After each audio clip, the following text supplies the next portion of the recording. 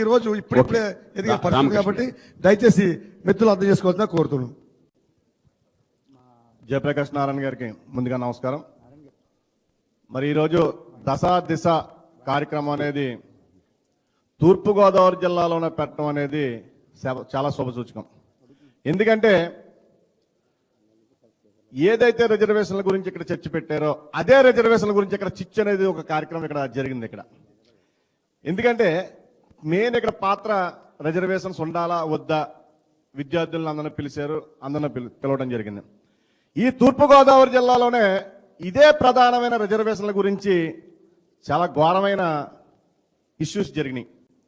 అంటే నేను ఒకటే చెప్తా ఉంటా, పెద్దలు ఈవేళ రిజర్వేషన్లు అనేది ఈవేళ ఉన్నది కాదు, చాలా నాళ్ళు బట్టి ఉన్నాయి.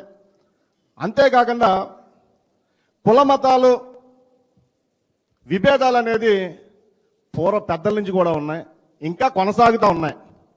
ఇవాళ రిజర్వేషన్లు పూర్తి స్థాయిలో ఎవరు అనిపిస్తలేదు బీసీల్లో, ఇది మట్టి పూర్తిగా గమనించవలసిన బాధ్యత ఉంది. మరి డాక్టర్ బిఆర్ అంబేద్కర్ గారు రిజర్వేషన్లు కల్పించడం జరిగింది. ఎలాగా? బీసీల్లో చేతి వృత్తులు, అలాగే సంచార జాతులు, అనేకమైన జాతులకి మరి రిజర్వేషన్ కల్పించడం జరిగింది. ఈవేళ అనేక మంది చేతి వృత్తులు వారు తినడానికి తిండి లేదు.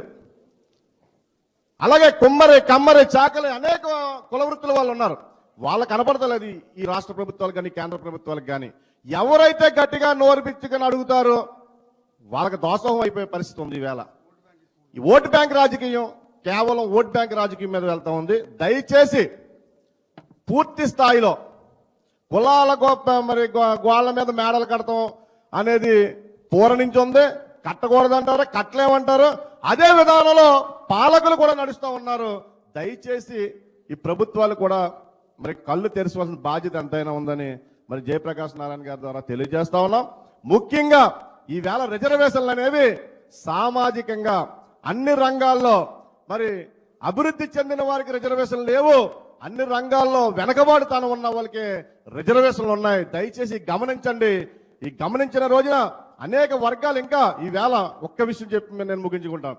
ఈవేళ రాష్ట్రంలో 139 కులాలు బీసీ కులాలు ఉంటే కేవలం 8 నుంచి 10 కులాలు ఈవేళ అభివృద్ధిలో ఉన్నాయి. ఇంకా 120 కులాలు ఇంకా వెనకబాటుతనం ఉన్నాయి.